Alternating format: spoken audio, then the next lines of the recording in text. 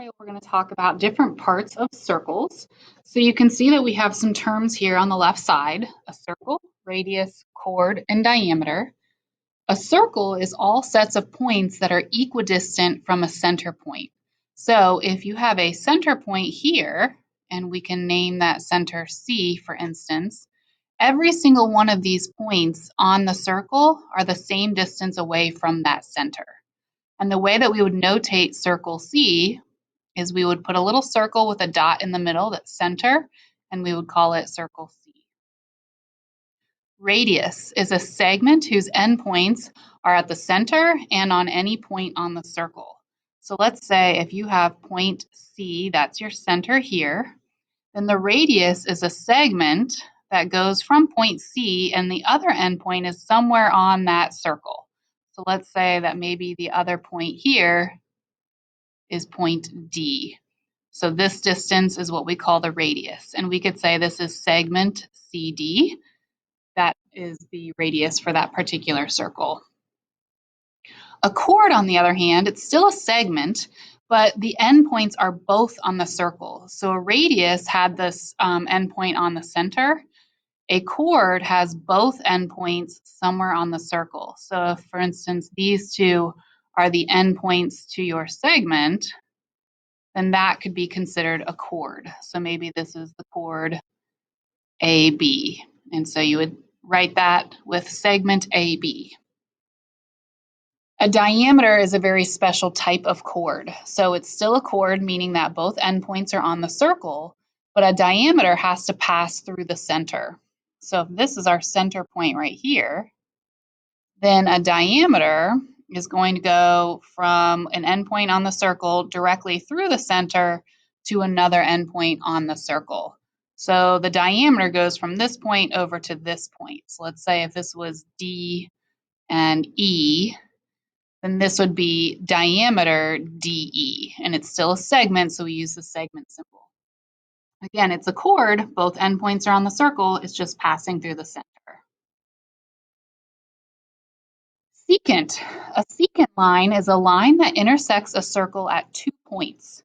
So it's any line that basically crosses through the circle in 2 different spots.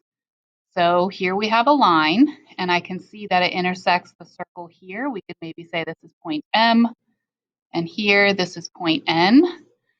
So line MN, and this time it's a line, so it has arrows on either side. MN, line MN, is secant because it crosses that circle at 2 points. This is different from a tangent line, which is a line that still intersects the circle, but it's only intersecting that circle at 1 point. So it's a line like this where it's only going to intersect at 1 point, and that point could be right here. So let's say that this is the point P, but maybe this is the point A and this is the point B. So we could say that line AB is tangent to the circle. The point here where it actually intersects is considered the point of tangency. So this is the point where the tangent line actually intersects the circle. So we could kind of draw this again, and we'll just highlight that point P is the point of tangency. So you just denote a point with a capital letter. So point P is that point of tangency. So let's practice that.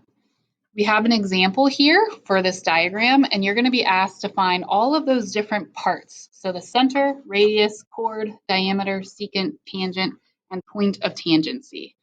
So I can see the center is point K, and we denote a point just with a capital letter.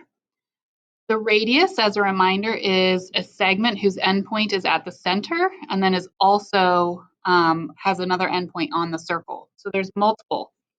We could have KI, segment KI, that would be a radius. Segment KL would be a radius. And then also segment KJ, that could be a radius. So all of those could be. A chord is a segment who has 2 endpoints on that circle. So for instance, JL, this could be an instance of a chord, segment JL. Both of its endpoints are on the circle. Technically, JI is also a chord.